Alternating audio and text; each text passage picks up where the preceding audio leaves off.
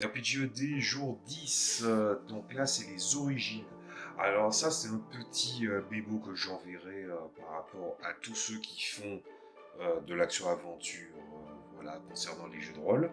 C'est par rapport aux origines justement, c'est un truc assez commun de voir que certains jeux proposent du contenu selon certains lignages, certaines espèces, races, appelez ça comme vous voulez. Et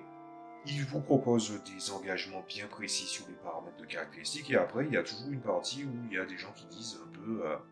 comme s'ils avouaient que bon, ils n'avaient pas tellement envie de faire d'efforts et ils voulaient donner un semblant de liberté en disant allez vas-y mettez le paramètre que vous voulez en matière de choix que vous allez faire pour pouvoir construire le personnage, c'est-à-dire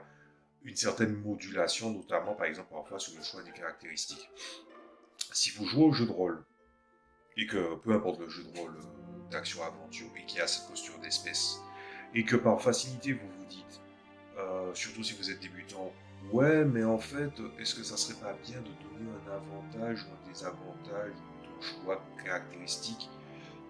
qui est libre. Moi ce que je vous conseillerais plutôt en fait c'est d'ajouter toujours une mise en valeur sur l'origine, le choix qui est donné vis-à-vis du setting, plutôt que de dire allez-y, vous pouvez mettre certaines choses librement. Parce qu'après tout, quand on finit par construire un lignage, une espèce, une classe, un background, ça veut dire que les gens sont orientés d'une certaine façon, en fait. Et si jamais vous avez un doute pour la construction, ou plutôt pour un doute sur la manière dont les joueurs pourraient se construire autour de ça, au lieu d'essayer de rendre les choses beaucoup plus libres, ça serait peut-être mieux de rajouter une valeur qui serait supplémentaire, mais qui ne sera pas liée uniquement sur le paramètre notamment des caractéristiques, des compétences, etc. etc. Vous essayez de mettre les choses en forme, c'est comme si en fait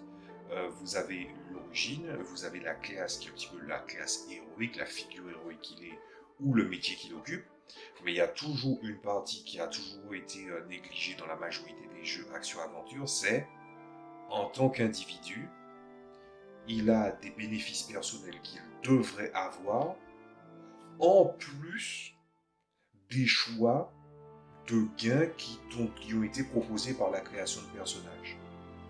Valoriser l'origine d'un personnage que vous allez faire, c'est sur le lignage, sur l'identité du personnage, mais il y a aussi l'engagement personnel, l'espèce de lead intrinsèque, qui est en fait le choix personnel du joueur à son personnage.